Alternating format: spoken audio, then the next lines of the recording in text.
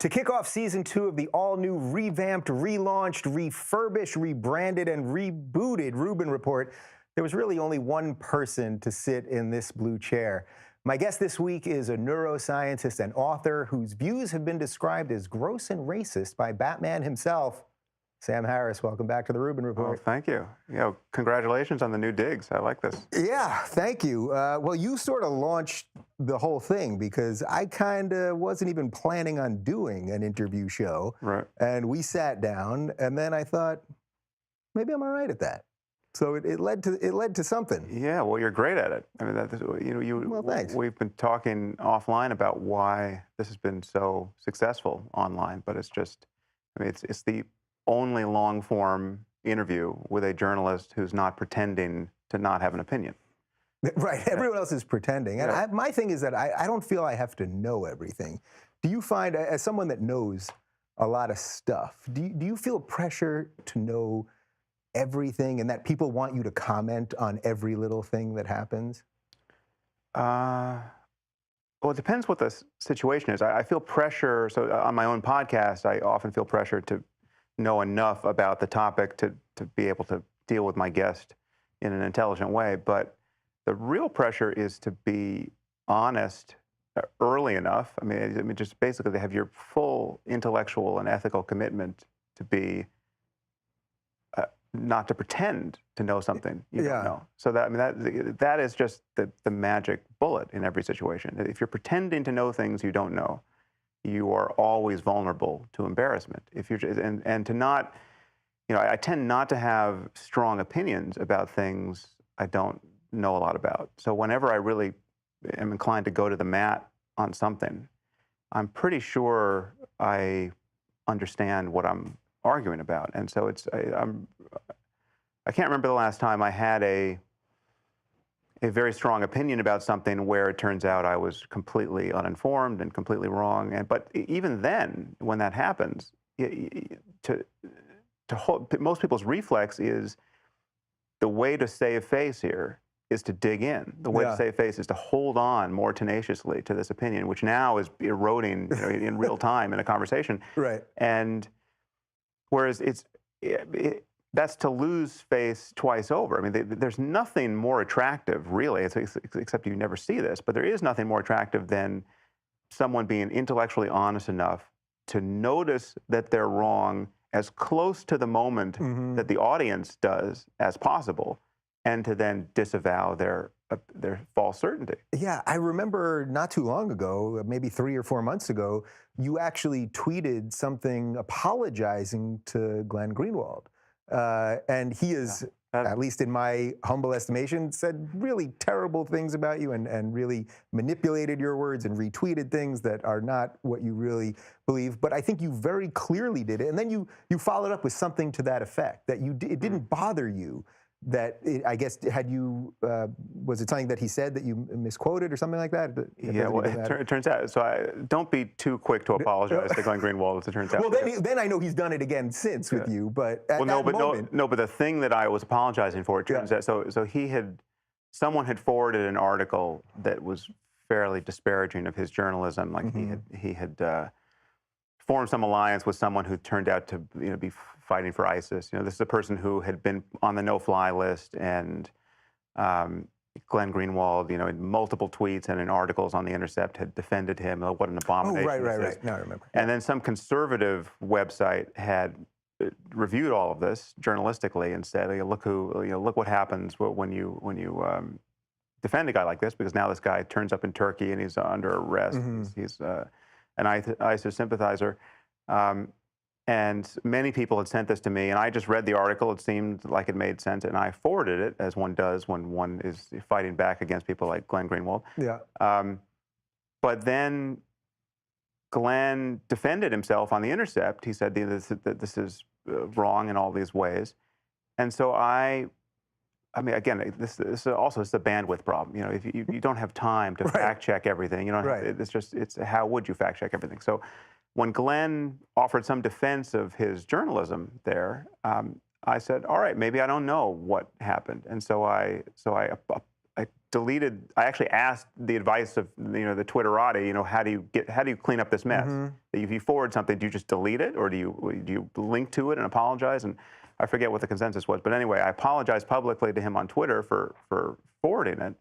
And then I think it came out that actually he was guilty of 90% of what was said in the original article.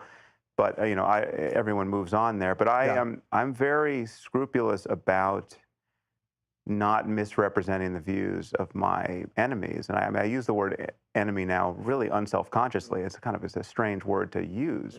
But it's obvious to me now that I have people who are so malicious in their intentions toward me that I can't think of them as anything other than enemies.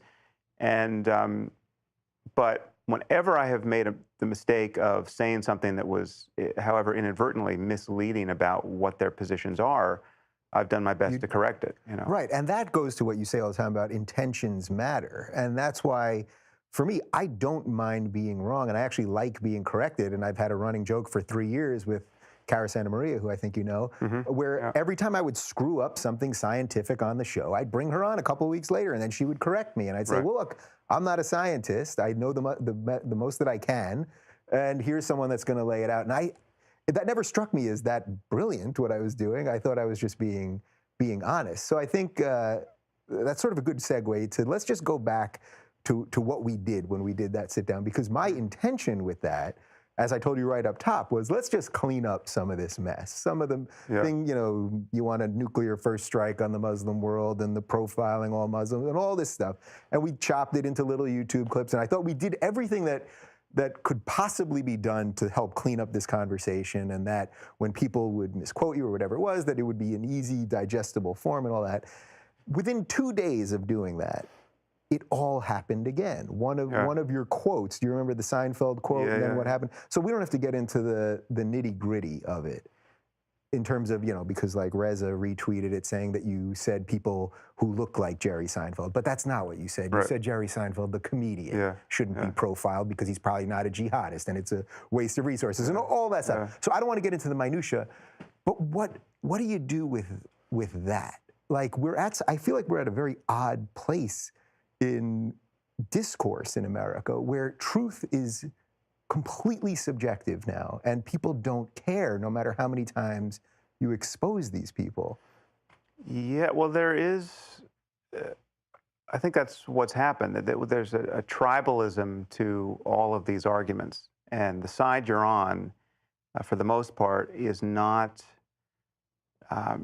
doesn't feel at all ethically obligated to honestly interact with the opposing side. And so it's just everything is a smear campaign. You're just trying, rather than, it's one thing to spread accurate information about the other side, which is, in your view, destabilizing of their position. If you're criticizing them with accurate information, but so much of what we see is just an ends justify the means rationale, where it's just, they'll spread anything that is libelous, short of exposing them to a lawsuit, and the difficulty for suing someone for libel is just, the bar is set so high that no one even thinks about it. Yeah. So that guy who keeps calling us white supremacists, that's not libel yet. There's not. Well, once you're a public figure, basically you can. Think of what can be said about Trump now without getting sued. You can basically say anything you want about Trump. It's just But yeah, so even Trump is a great example. I think Trump is a truly dangerous person in terms of the fact that it's even conceivable that he could be president is not only a scandal, it's a real danger to this country. But when I see the way he's maligned by the left, half of it, at least, is dishonest. Yeah. And that's a real problem. It's a problem for the left. Yeah, and we're going to get into the left because I mean, do you feel the same way? I think you do. That the reason I've focused on the left is because I've always considered myself part of the left. I don't know. To me, at this point, I don't know that these labels are all starting to change, and I don't think they matter that much anymore. At this point, being liberal to me doesn't strike me as a position of the left anymore. Really being for critical thinking and honest debate and free speech, that's really not what's on the left anymore. And again, that's not a defense of the right. That's what everyone will suddenly say, you see, he's defending the right. Yeah. Not defending the right. I'm just saying, I don't know that I can be part of this anymore. Do you feel similarly to that? Yeah, people talk about classical liberalism now Yeah. to differentiate the liberalism from what's happening on the left. And yeah, I mean, if you are a liberal, you have to be committed to free speech. I mean, free speech has to win just across the board. Mm-hmm. And what we're seeing on the left is a kind of censoriousness and really kind of an authoritarian moment where they're just trying to stifle the expression of ideas which, however provocative, are not obviously false. Right. So then the burden is on you to interact with these provocative ideas if you think they're dangerous or just mistaken, Yeah. and show them to be dangerous and or mistaken. And it's an interesting question. Are there true ideas that are dangerous to talk about? Well, then that's a debate we can have. Maybe there's certain facts that are not worth knowing. But yeah. Would you say there are? I mean, I pretty much would say that you can absolutely say and think anything short of the direct call for violence to an individual or a group. I think you have to have someone, but beyond that, you want to put Auschwitz cartoons out there all day long, and you want to put Nazi this and fag that. Congratulations, Yeah. you guy in your basement sending those memes. You think you're great, and that makes you big. I just think I would put no limitations other than the direct threat. But do you think the direct threat is even?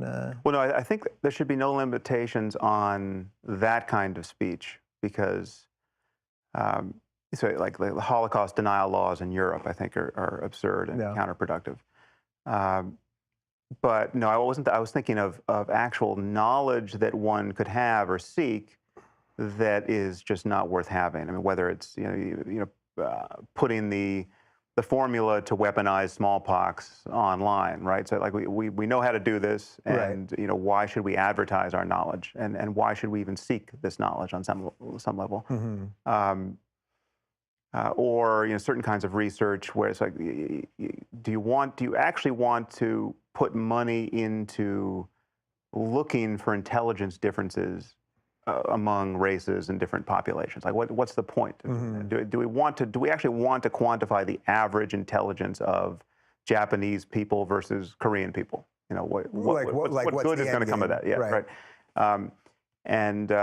So I think there's certain facts that they're not worth getting. Yeah. Well, you're saying they're not worth getting, but you're not saying people can't be free to go ahead and do it. You're just saying it would be a fruitless effort, or wouldn't have much philosophical worth or something like that. Yeah, and also it could be socially harmful to make much of those facts. Mm-hmm. Again, if there's a gene for materialism, acquisitiveness, right?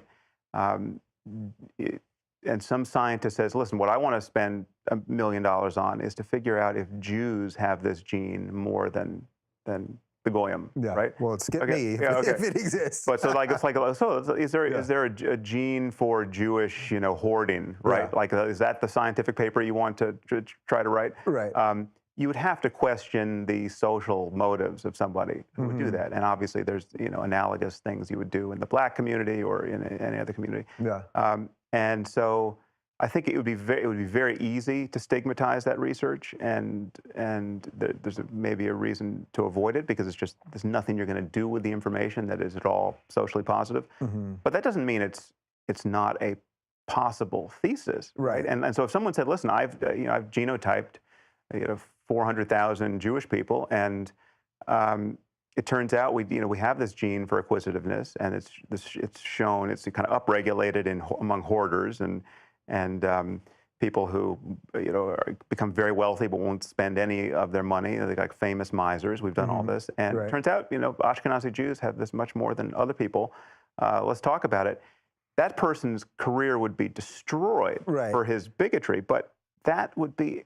It's a totally rational thing we could talk about. And as a Jew, I wouldn't be the least offended by the entertaining that fact, and I'd be interested in the science. And I just think it's probably... So that didn't make you a Jewophobe just by saying that? Because I can see the memes flying right now. But you can imagine the prurient interest that people would have in that kind of research. It would attract Right. people who were interested in it for the wrong reasons. I mean, so every anti-Semite in the world would want to want that to be true, right? Yeah. And so it is with IQ differences among blacks and whites and Asians, and I mean that's all that research is so heavily stigmatized, and one wonders what's the point of doing it, because what are you going to do differently as a result of getting those data? But it doesn't mean that it's synonymous with bigotry to actually understand the genetic differences there, and that's, and we have there's an endless amount of this stuff coming to us in the future. I mean, more and more we're going to be deluged with information that becomes increasingly actionable, right? I mean, where we can decide to change our own genomes or the genomes of our kids, and yeah, then all of this very inflammatory. These very inflammatory areas of where people they're basically no-go areas in science now. They're going to open up in surprising ways because we're going to be forced to. We'll have choices to make. How intelligent do you want the next generation to be? If we have a trivially easy intervention that allows us to add 30 IQ points to the next generation, with basically no downside. I mean, once we understand the genetics of intelligence, there will be massive resistance to. I mean, that'll be a taboo thing to do, and yet you have to have an argument for maintaining that taboo, right, or maintaining the status quo. You have to have some argument as to why the status quo is normative, why it's good, because if I said, well, there's a neurotoxin has fallen from space and actually destroyed the brains of everyone exposed to it, and now the next generation, if we do nothing, the next generation is going to be 30 points dumber than we are. Right. But we have this intervention. Should we bring it back? Should we bring the status quo back? Well, everyone would be for that, right? So it's just a. Anyway, these are even talking about intelligence is so fraught socially and ethically that people avoid it at almost any cost. So in a way, it would be like that, at least for people that come at this from a religious angle, they don't want to play God, so that they wouldn't. I would imagine if this appeared and we could get everyone's IQ up 30 points, that it would be the religious people who would say, don't do this, primarily, not solely, but it would be a lot of religious people, because they wouldn't want us to play God. But yet, if it happened the other way, as you laid out, everyone would basically be for it. Right. So it sort of just depends which way we come at these things, right? Yeah. Well, it's an anchoring phenomenon. We're anchored to the status quo. It's also called a status quo bias, that people are just heavily predisposed to think that what is normally the case is somehow good, and you change it at your peril. But many things are the way they are by dint of accident, or what in hindsight will look like bad luck. And so the question is, what good things would come of making changes? And more and more, I mean, what technology is above anything else is an agent of changing the status quo. For thousands of years in human history, or millions of years in human history, at a minimum hundreds of thousands of years, you could take blocks of thousands of years, and if you were born at the beginning or the end, there was basically no difference. There was no change. They were working with the same toolkit. You had the same arrowheads and stone axes, and even until very recently, from generation to generation, the human circumstance was pretty recognizable to you if you were 100 years on either side of any moment. But more and more, everything is up for revision, and there are obvious risks associated with that, because we don't necessarily understand the implications of making the changes we're making. Yeah. But do you think that will become accelerated as time goes on because of where we're at with technology? Like my parents didn't have, television wasn't out until they were about 8, and now it's like I see my 4-year-old nephew with an iPhone, and and my niece who's 2 playing on the iPad before she can speak, like all this stuff. Do you think we get to a point where the technology keeps slamming us, and yet we're not ready to figure out what this actually all means? Even something as simple as just putting a kid in front of a screen when they're 2, and having them think that that's actually a real fish tank, not the fish tank on the counter. Yeah, well, I think it is accelerating. There's no question it's accelerating, and the migration of culture into digital space is only enabling that, because obviously you can change the cloud more quickly than you can change the world, and so it's a insofar as culture is becoming more and more a matter of information. I think that is compounding the acceleration, but the acceleration was happening anyway. Yeah. All right. Before we get too far down all this stuff, let's just wrap up some Islam stuff, which I assume that if we discuss right now, we could pretty much put a bow on it, and we'll be good to go, right? Never be slandered. Nothing will be slandered. I know there's people probably watching this right now. Some of these, misintentioned at best people watching this, just waiting for the moment, right? They're just sitting. Can you imagine being one of those people? Just sitting there going, I can get one word out of him. If you could just say this way. You were talking about playing catch up to technology. I feel like I'm perpetually playing catch up to this sort of ethical surprise that people do this, because it's very hard for me to imagine being this way on purpose. And yet much of this has been done so relentlessly that I know it's not a matter of accident, or they just couldn't watch the whole video, or because it's I feel like I'm pretty charitable to the people who do this by mistake. I mean, it's like they just can't. They heard something said about my view, and they think, well, that's got to be true. It was said by a journalist, or it appeared in Salon. I mean, Salon's a real magazine, right? So how could this be completely fabricated? I actually am a free speech absolutist, except for Salon. Yeah, that's the one spot. They've made me quite sympathetic to Donald Trump's aspirations to just quash all everything. Right. But I mean, it is just the case that people actually do this maliciously, and it's we have to be on our guard for it. And I'm when I see something like, again, Donald Trump's the perfect example, because he's someone who you almost cannot malign enough, right? Yeah. He's so worthy of being buried in scorn. And I mean, it's just the immune system of civilization has to fully encase him and just export him from our political process, and then forget about him. But when I see some of the stuff that's done to him, it's completely without an ethical core. Yeah. Right. Well, this is just ends justify the means, right? They're looking at him and going, he's as evil as you would lay out, and probably will lay out. Yeah. So they say, all right, well, our ethics and our standards are now out the window because we just want to destroy this guy, which is a scary place for journalists to be in. Yeah. Much less the average person. Yeah. All right, but that's a good segue. Go ahead. Yeah. You wanted to take us back. Well, just quickly to Islam, to the joyful topic of Islam, because that'll then get us to Trump.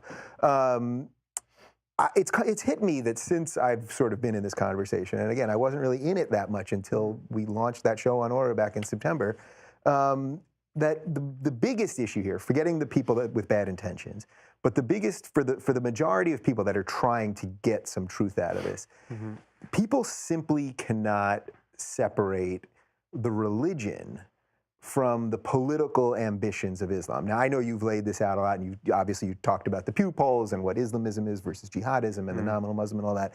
Have you, in all of this conversation, gotten to a place where you think you have a better handle maybe now than you did 6 months ago or a year ago on how to address that? Because to me, the religion part, you say Islam, people assume religion, and then automatically, even if you 1,000 times over say, I'm talking about a doctrine, not the people who practice it however they may, automatically people get upset by that, versus somehow focusing more on the political part, which that's the part that I fear more. I don't care what anyone does in their private life as long as it's not, you're not trying to behead me or something like that. Have you figured out any way to negotiate that any better, or is that even something that you think about? Do you think it's a wasted exercise or any of that? Well, it's not wasted. It's just the signs of one's success are not necessarily obvious, but I think I mean, it's just the case that people have certain assumptions about religion in general and Islam in particular that are not true, and the only remedy is to push on those assumptions and show them to be false. And so, I mean, the one that's most common, which I have been talking about for years, but I haven't found a better way to address it, which is just the assumption that all religions are basically the same is false, right? It's just that there are vast differences among the religions, and these are differences that the adherents of the religions really care about. Right. You know, if devout Muslims care that their religion teaches something different from Mormonism, right? That's the whole point. Yeah, pretty much. So like all the details matter, Yeah. and the crazier you are, the more attached you are to the doctrine, they matter more. And and given that there are these differences among religions, we are actually misled when we just use the word religion over and over again to describe what people are doing and why they're doing it. And so, yeah, to separate the political piece of Islam from the religion is more difficult because the religion doesn't do that. It doesn't do a good, and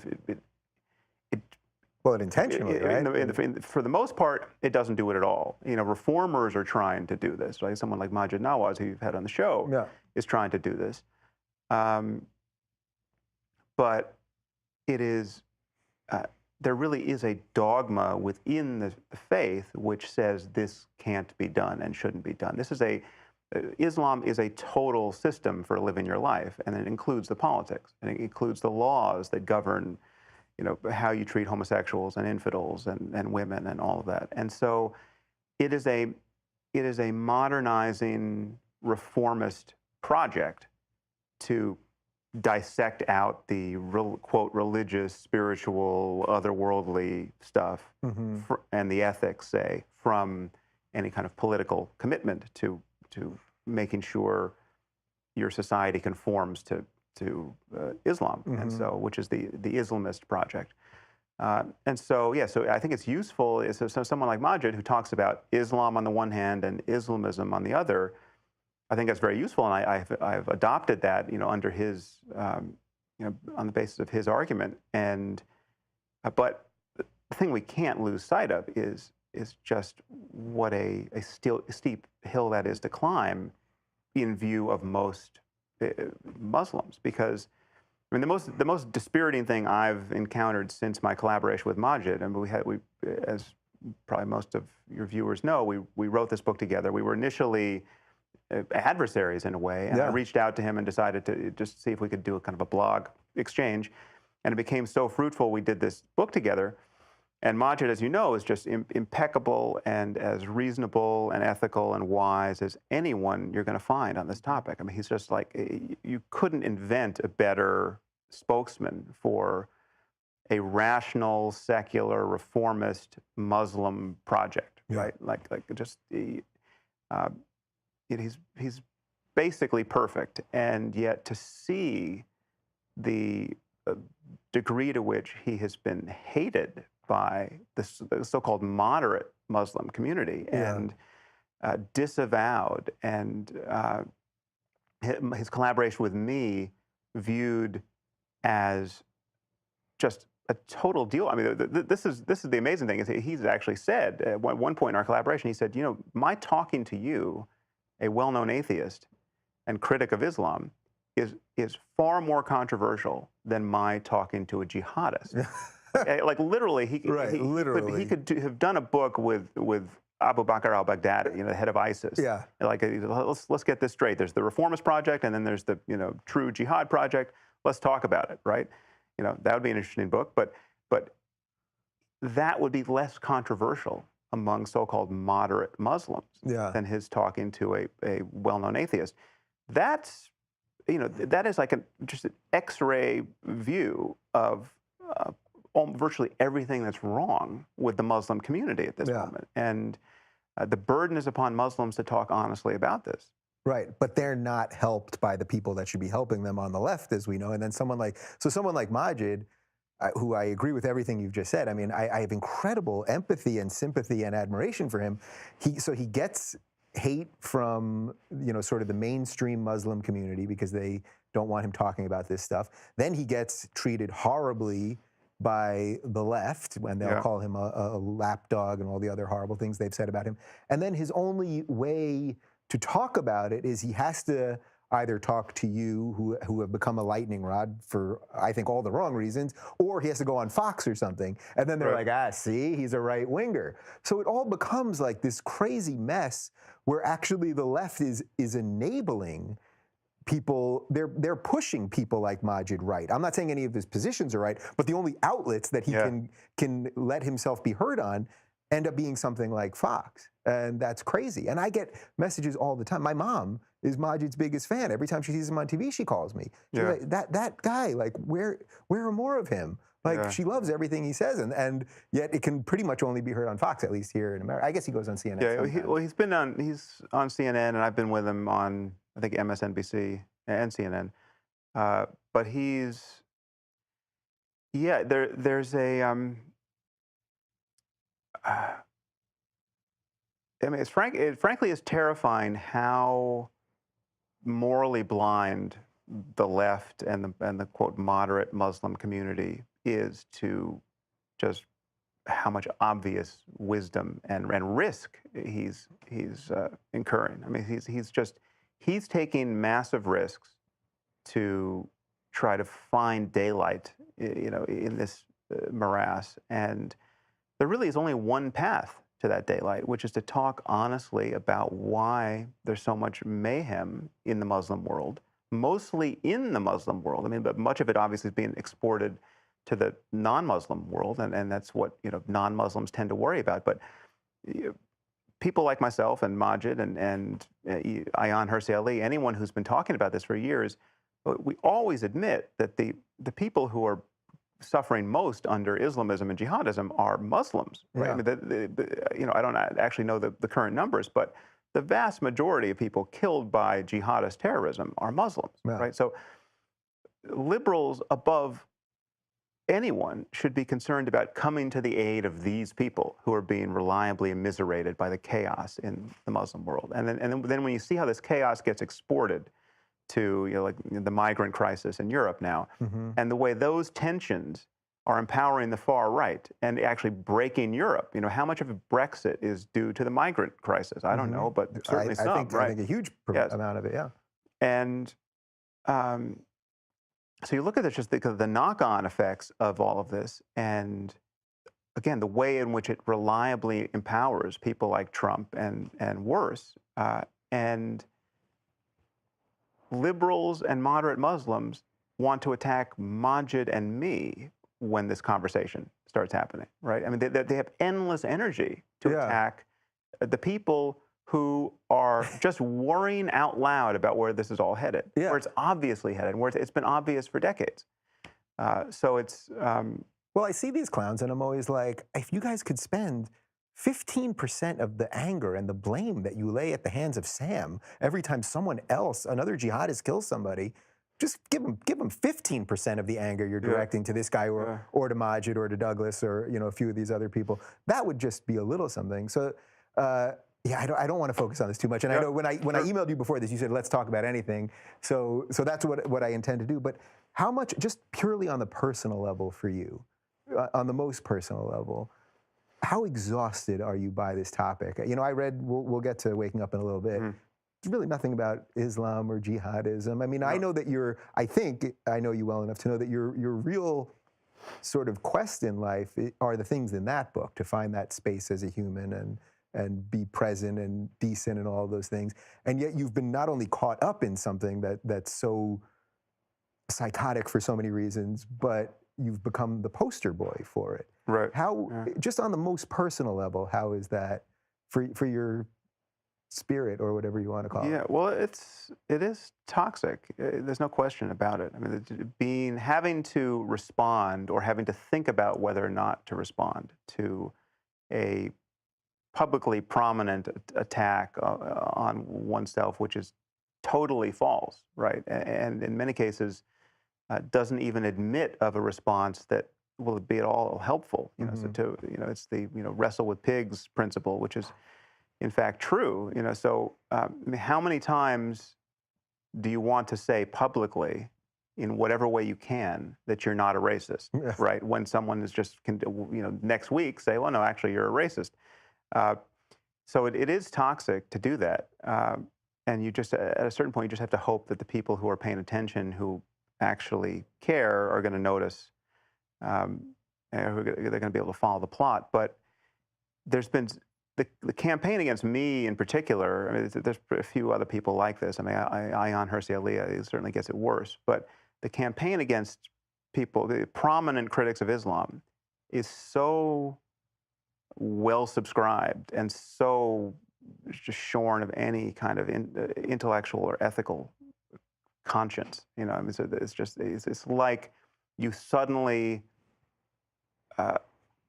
attract to yourself the attention of just a kind of an army of sociopaths who just have a lot of time on their hands and just going to get into every comment thread. And then some of them are, quote, journalists, who, again, have no journalistic conscience. Yeah, right? that word is really losing meaning to journalists. But there's this pretense of a commitment to getting the facts straight, but yet these people never apologize when they get facts wrong and egregiously wrong. And so people like Greenwald and Cenk are certainly in that category. So it is toxic, but at a certain point you just have to step away from it and move on to other things. Yeah. Which I do intermittently. I mean, so I step away from it, and then I get pulled back, and then so it's sort of like the mafia. That's the answer I sort of sense I'm getting for you. It's like the mafia. Like you try to get out, but they pull you back in, and then you just kind of go from there. All right, so let's put that aside for the most part and do some politics. But obviously those are linked somewhat because Bill Maher, who you know how much I admire him, he did a piece on his show about a month ago saying that Trump was not a creation of the left. This is solely on the right. And actually as the over-the-shoulder graphics, he was showing articles saying that it was a creation of the left. And one of the articles was a piece by Douglas Murray, and he said, and in the piece, you couldn't really read it over his shoulder because it was small, but I had read the piece, and it said something about how Sam Harris, Bill Maher, and Dave Rubin are the only three liberals talking about this. I haven't been on the show yet, but I thought I know you've been on it a few times. That was pretty good for me. But this is one thing where I actually, even though Bill, I think, obviously has been incredibly outspoken about Islam from the left, so I admire him, I think he totally missed the mark on this one because you've been talking about this for a while. I've been talking about this almost the duration of this whole show, that if the left won't deal with this honestly, it causes Trump to rise. And he really didn't quite follow that. I don't know if you saw that or not. Yeah, I don't think I saw it. I heard that he said it. It'd be interesting to watch it and see what his emphasis was, because I could imagine him emphasizing, not actually talking about the causality, but just talking about the moral blame, the onus being on the right. It's like, yes, it's because ultimately they're the ones. Yeah, you guys are responsible for this monster. This is the Republican platform, and your covert appeal to racists for generations, and this is on you. This is a sign of all the dysfunction on the right. You've dumbed it down so much among your base that you've so with being explicitly anti-science, with climate change and evolution and just pandering to religious demagogues, that you now have a base that is totally unequipped to fact check anything, right? So then you can just get a con man up there who can promise he's going to take us all to Mars on a golden plane, and people believe him, right? And so I think he could have been saying that the onus is on the right, but if he was in fact saying that there's not a causal connection between how out to lunch the left has been on these core, civilizational issues like what to do about global jihadism, right? And the role that religious ideas are playing and inspiring it. If he was denying that, then I think he's totally wrong. I think it was the former, and I don't want you to have to comment on it too far if you didn't see it. But I just thought it was interesting because I thought, well, here's someone who's really led the charge, and even before you were really in it publicly, I think he was still talking about it, and now I think he's really missing a key piece to it. but hopefully I'll be able to discuss it with him at some point.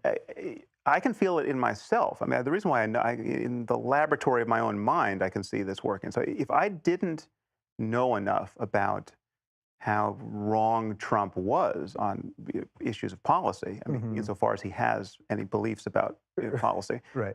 But if I wasn't paying attention as much as I am to just how crazy the implications are for his statements about the economy and building a wall and deporting 12 million illegal aliens and all the rest, and I was just concerned about terrorism.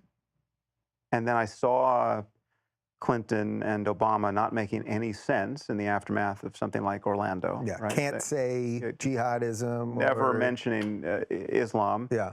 And then defending that obscurantism with this just sanctimonious and bullying speech. Now I'm thinking about Obama's speech once he was pushing back against the pressure he was getting to use the word radical Islam. Or the phrase radical Islam.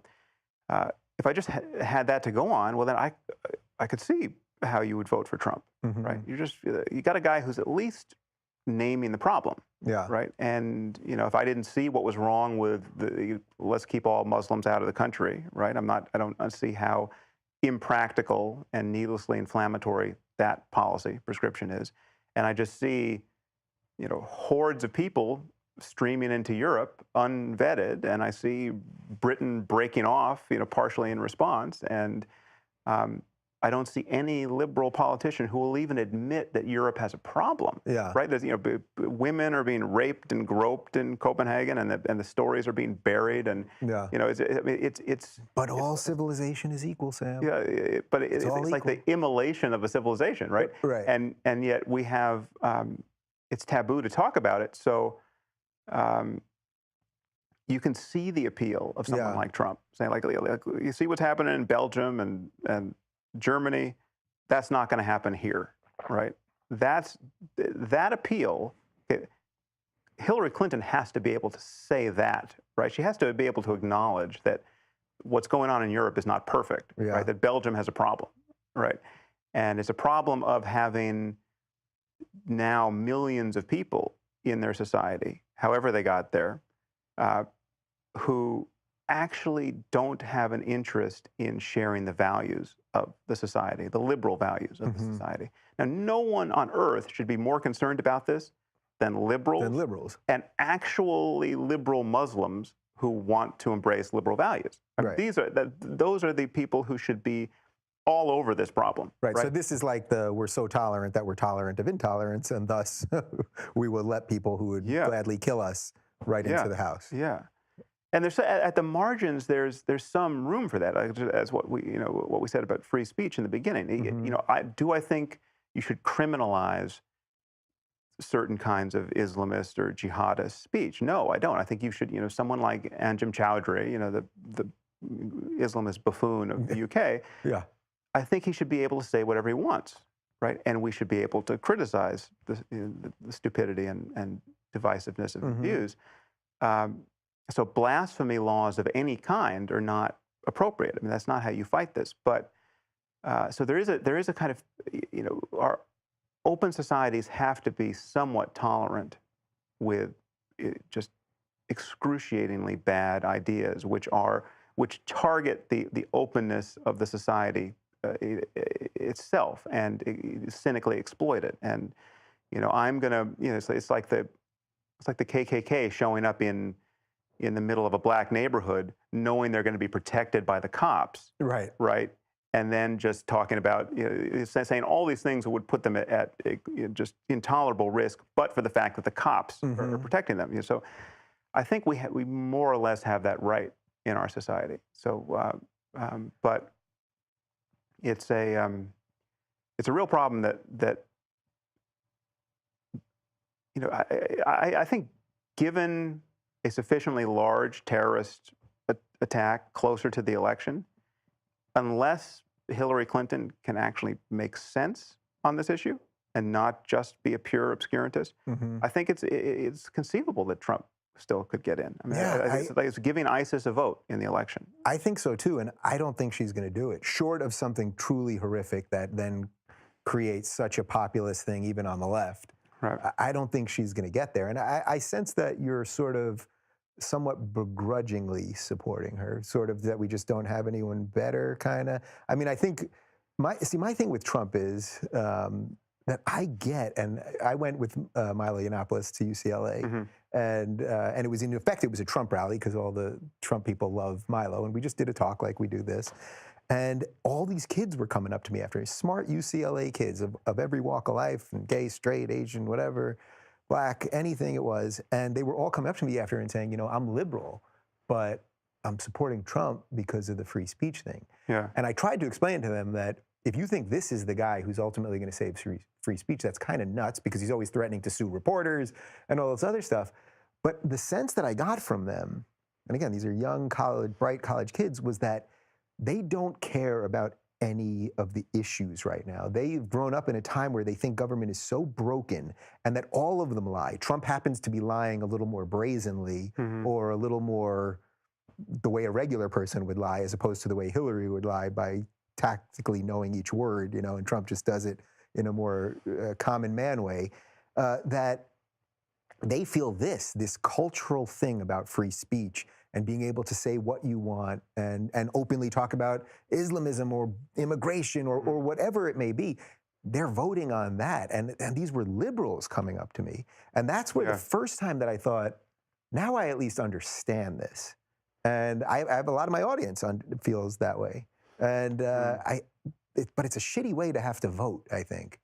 Would you say that's fair to say? And for me, the irony is that it would be so easy for Hillary to just clean up her side of the mess, at least to the point where it would nullify this argument or this difference between her and him. And I don't quite understand at this point why she wouldn't do it. I mean, whose vote is she worried about losing? You know, she's not. It's not like there's going to be an exodus of people who hate Trump to Trump if she becomes more plain spoken on these issues. Right. I guess it's the real social justice people that have been following Bernie this whole time. She's going to have trouble getting a certain amount of the young ones anyway. Yeah. And she thinks if she uses any of this language, even though it would, I think, in effect, be smart and at least more honest, I think she feels she would lose those people. Yeah. I think. Yeah. I mean, the Clintons, both of them have their problems, obviously. So it's hard to imagine how she would fully rehabilitate her image in the eyes of those who see her as just a kind of political robot who just wants to be president and has wanted to be president forever, and they just want power and influence, and they're dishonest and opportunistic to a point where they seem scarcely human in a way. And when you look at the details of the funding of the Clinton Foundation, like, half of what Trump people say and Sanders people say about the Clintons seems to be true. Yeah. And so it's you can't be idealistic about how the sausage has gotten made on their side, in their careers.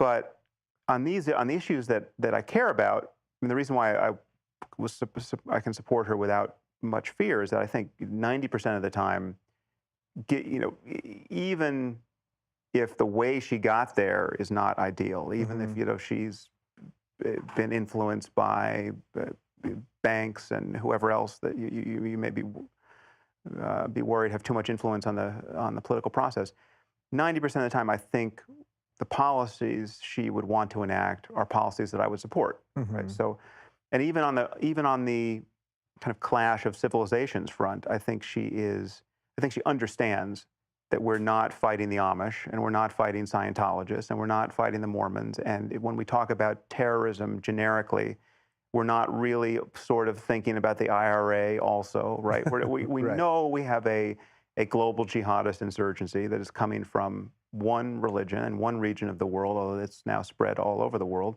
in terms of the contagiousness of the ideas. And it's it's a generational battle to figure out how to empower the moderate voices in the Muslim world. I think she must understand that, despite the fact that 90% of what she says doesn't give any indication that she understands that. No indication. Yeah. So do you think that she would probably govern a little more with that understanding, that this is a little bit of a nod just to keep the left happy, which may be costing her ultimately? Well, I think she's actually, when you're talking about jihadists, she's as hawkish as anyone, which is why a lot of Sanders people hate her. It's like she's too committed to the drone program, for instance. And she's probably more hawkish than Obama has been, and he's basically Dick Cheney if you're on the left now. Right. So, but it still is important how we talk about these things. And they obviously think it's important because they're loath to use any honest terminology to talk about these things. They think it's so combustible that if you call a spade, you're going to basically win the war of ideas for ISIS, right? Yeah. But we should just be clear about what that is actually suggesting. It's saying that there are some significant number of people, a non-trivial number of people in the Muslim community who, and whether they're thinking this is tens of thousands or hundreds of thousands or tens of millions, I don't know, but certainly enough to worry about, who are just doctors and dentists and just coaching Little League, and they want to live the American dream or the European dream as much as anyone. These are people who are never going to do anything bad to anyone. But if you talk about this problem in a sufficiently polarizing way, right, you might. And in particular, if you admit that there's a link between Islamism and jihadism and specific doctrines within the religion of Islam, right? So there's a religious motivation to this extremist behavior. Mm-hmm. If you admit that, you are going to drive these peaceful, honest, trustworthy people into the arms of the theocrats. These are people who are actually going to go fight with ISIS, or they're going to, quote, self-radicalize and start, killing people at their office parties, or they're going to fund people who do, or look the other way when their cousin does it. They're not going to, they won't call the FBI knowing that their cousin's going to go off and kill a dozen people with his AR-15. That's what they're worried about. That's what they're saying they're worried about. So that really is the soft bigotry of low expectations, right? Because they're saying these people are on such a tenuous thread, really, that if you just say this, you've coded it for them, and then here this comes. So that's why it's such virtue signaling with me for the left. It's like, in a lot of ways, you are the racist ones. And, I don't want to throw that word out like that, but in a lot of ways, you're looking at it through the lens of the way you would purport everyone else to be racist. You're viewing it that way. Yeah, I mean, these are people are, as you said, so precariously tethered to civilization and its commitments that one wrong word and that just the mask comes off and you're in the presence of barbarians, right? Yeah. And this is a point that Ayaan Hirsi Ali has made for years, and over again in response to the Danish cartoon controversy. She was pointing out that the very same ministers in Western Europe who were condemning the cartoonists and condemning the papers for printing these cartoons were busy, locking up their embassies and removing their staff just in preparation for the barbarian onslaught that they knew was coming. Right. And meanwhile, they're saying that Islam is a peaceful religion and has been unfairly disparaged by these cartoonists. So it's it's either in this case, I call it the narrative because people often say you don't want to confirm the narrative of ISIS. If we call this radical Islam, we're confirming the narrative of ISIS or jihadists generally, that this is a war between the West and Islam.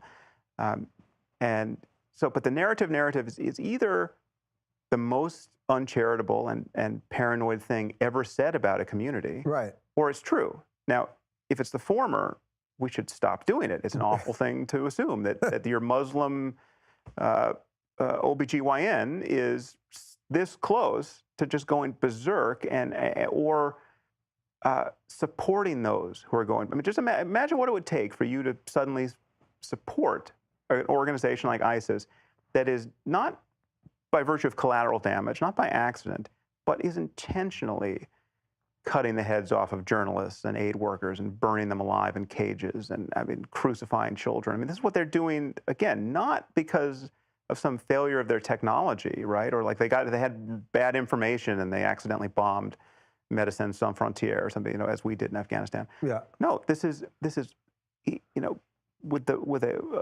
by the blade of a knife, they do these things with a full ideological commitment. Mm-hmm. This isn't, and more than that, they export the documentary evidence of their doing it as propaganda. I mean, this is their PR. Mm-hmm. So that's another thing that people don't really focus on. The worst things that people have ever done, right, tend to be the things that we hide, and are embarrassed by, even if we're basically committed to the cause that required it to be done. So, for instance, I mean, the Nazis hid Auschwitz from mm-hmm. themselves, yeah. right? They hid. So there's a culture just stocked with anti-Semites, right? I mean, the level of endemic anti-Semitism in Germany at the time and in Europe generally was enough to allow for the Holocaust, but they still had to censor this behavior from themselves, right? Yeah. And when you look at behavior like the My Lai massacre, right? So this is the excess of American militarism. The pathology. It just became these are soldiers just pushed to the breaking point for whatever reason, acting out and doing some of the worst things that people have ever done. And this is we both conceal it, and then once we can no longer conceal it, we atone for it. This is something we cannot support. ISIS is showing the world the worst things they can possibly do, and that is what is so attractive to the community. That is, just imagine. Yeah. This is like, imagine the Nazis being able to show the full process of what it's like in Auschwitz, right? Like here we separate them at the ramp and the women and children just go straight into the gas chamber. And this is like the footage, right? And the piles of hair and clothing and the bodies burning in pits. And then imagine just a fully professional production there, putting that online and having the tens of thousands of foreign recruits come in because mm-hmm. that just looks so damn good, right? That is the pathology of ideas we're talking about, and it is a terrifying possibility, which I think is in fact sincerely worried about by people like President Obama and Hillary Clinton. Yeah, but you would say sorry, go ahead. Yeah, that if you actually acknowledged that there was a religious link here, right, then some number of more people would just jump on the side of the religion. It's like, well, if you're going to ask me to choose between Islam, as it was practiced in the 7th century, and your Western values that don't really support burning people alive in cages and throwing gays from rooftops and all that, well, I'm going to have to go with Islam. And yeah. It doesn't matter that, I got to be in Orange County in 15 minutes to take my kid to a movie, right? Right. How many people like that exist? I mean, certainly some, but I think it's the reason why it's bad not to talk honestly about the link to religion is because our denial of that link puts absolutely no pressure mm-hmm. on the Muslim community to get its act together. I mean, the only Muslims can solve this problem. I can't solve this problem, obviously. I'm just this crazy infidel atheist who just doesn't understand Islam, it's just, why would anyone take me seriously on this topic, right? Meanwhile, I know several things that you've done behind the scenes to help a lot of free thinkers in these places, and yet you don't run around screaming that kind of thing. And no, but I mean, it's easy to see how I would have anything I say about Islam, critically or not, or just linking specific doctrines to specific behaviors, from the point of view of a Muslim, however devout, It's just I'm the wrong spokesman for that project. But the problem is, even Majid apparently is the wrong spokesman, right? A former Islamist who can say, I know why I did it. I know why my friends did it. Now I'm out. Let's talk honestly about the problem and the link between specific doctrines and the problem. Ayan is the wrong person. Ayan, born into it, knows exactly what it was like to live in a theocracy, got out of it, has been the victim of a theocratic witch hunt and its liberal enablers for now decades. She's got no standing. And then the people who do have standing, the people who are put forward as moderates, are almost without exception obscurantists and liars or closet Islamists, right? Yeah. I mean that's so. Who when you look at what their commitments are, they're in bed with the Muslim Brotherhood, or they have absolutely no moral core. You've got someone like Reza Aslan or Dean Obadallah, or someone who's just I don't know what either of them actually believe, but what they say is just pure denialism about the problems and need for reform within Islam. Well, I saw one of them tweet after what happened in Mecca. No, in Mecca. What was it? A couple of weeks ago. Right, it was in Mecca, right? Yep. And one of them tweeted something like, well, you see, they're killing all these Muslims now, so that shows you it can't be about religion. It's like, actually, this has been going on forever. Yeah. As you said an hour ago, they've been killing more Muslims than anyone else. That doesn't mean it has nothing to do with religion. That shows you there are divisions within religion. So it's this constant shell game that they're playing that never allows for truth. Yeah. And then you hear from Ahmadi Muslims who I get hate from Ahmadis who are officially blasphemers within Pakistan, right? They're a subgroup where they consider themselves Muslims, but they have a founder who they consider also a prophet, and so they're just anathematized and regularly killed in a place like Pakistan. But rather than point out just how embattled they are and what that says about Sunni Islam in general, right? They'll attack me as someone who doesn't understand that Islam is a religion of peace, right? Because their version that's subscribed to by 15 people is a religion of peace, right? Right. And so it's like on Twitter, what do you say? I think to one of these guys I said, well, just let me know when the Sunnis stop blowing up your mosques and hunting you to the ends of the earth, and then that might have something to talk about. Yeah. Right? The short answer to all this is spend less time on Twitter. Yeah. I think. Well, that is the answer to many many of the psychological and social problems. Okay, I want to move on to some of the science stuff, but quick last two things on current events.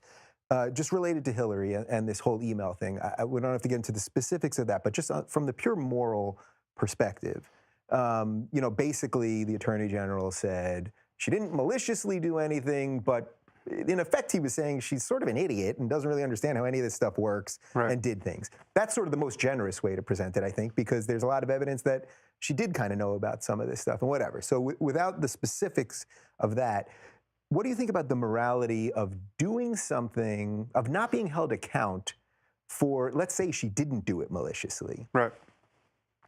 That she's not being held account. She still may have given away secrets. She still may have done, in a way that seemed like more of a condemnation of her actions. If she had done it maliciously, it would have shown that she tacitly knew what she was doing and whatever. And then you'd have a clear answer.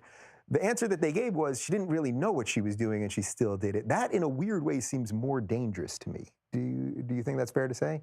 Yeah, I just don't think it's a danger that scales to the presidency. I think it's, my intuitive picture of what I think happened there, I think is very likely right. And it's annoying, but it's not a deal breaker. And it would look different to me if the person who's likely to benefit from her prosecution is not going to ruin the world, right? So, like, you have to keep your eye on the bigger problem here, which is. So you're admitting that it has a little to do with politics. For your feelings on this in this case have to do with a little bit of the political landscape. Your threat level to Trump is so high. And if there were an alternative to Hillary, I wouldn't waste a moment supporting Hillary. I mean, it really is a lesser of two evils case to make for Hillary, even given the fact that I think, as I said, probably 90% of the policies that she actually would want to enact would be policies I would support. So I think there's no question she's smart. I think there's no question she's well informed. I think she is extraordinarily well qualified given the sorts of people who run for the presidency. And I don't think she's going to destroy the world. I think she's going to be very centrist and level-headed in almost every respect. And so, like, if you just put her in the Oval Office, I think just that's certainly given the alternative, that's an extraordinarily positive outcome, right? But it's astonishing that in a nation of 300 million people, we didn't have 50 candidates who were obviously more impressive than she is, right? Into both intellectually and occupationally and ethically, right? I mean, just like the fact that we don't have a dozen candidates, each more impressive than the next, none of whom has a scandal in his or her past, none of whom is an obvious liar, right? It's just not. It's amazing that we don't have a system that reliably promotes quality people like that. Yeah, so that's just the ultimate condemnation of our system, right? Because if there was someone who was really bright and had a real moral center, why would you ever want to run for president? Why would you ever want to put yourself in that position and have to do? It seems to me that the Trump thing is that he decided, it's not that he has these specific plans that anyone cares about, but he decided, I'm going to win. And he keeps reminding everyone that he's the winner. And I think for a long time, people have felt that they're not winners here. And now he's just got this sort of engine of winning. And sadly, he didn't have anyone on that side, 17 of them. He didn't have one out of those 16 people to say, I'm smart and I have a moral center. So he just took them down one at a time. No, that was incredible to watch. I was certainly surprised by that. I remember saying about a year ago that there's no way we're going to be talking about Trump next fall, and obviously many people were in that boat. But just to answer your question about the email thing, I think probably she's surrounded by people none of whom are actual techies, right? So like they didn't understand the implications of having it all on their server or using their own BlackBerries, and you don't understand that you're in a Starbucks and you use Starbucks Wi-Fi, that people can just hack all your stuff. Right. I mean, what percentage of Americans understand the implications of just getting on a free wireless network? Maybe it's probably less than 10%, and Hillary Clinton may be one of them, right? So it's just pathetic more than anything else. No one from the Genius Bar is in her inner circle, right? Right. Which is a problem, but I don't think that's a problem that's going to be true of once she's president. So, and yeah, I'm sure she wanted to keep it on her server for all of the self-serving and both paranoid and understandably paranoid reasons that you'd expect. I mean, she wants to keep her email to herself, and she doesn't want to have 15 different devices. And she's probably worried about being hacked and didn't realize that she exposed herself to that more rather than less by keeping it in her house. And so, but it's dumb, but it's not. Let's default on America's debt, dumb, right? Which is so dumb, and so just suggests such a terrifying lack of awareness for the limits of his knowledge of anything, relevant to governing a superpower, that it's, who knows what stupid decisions are possible, down that path.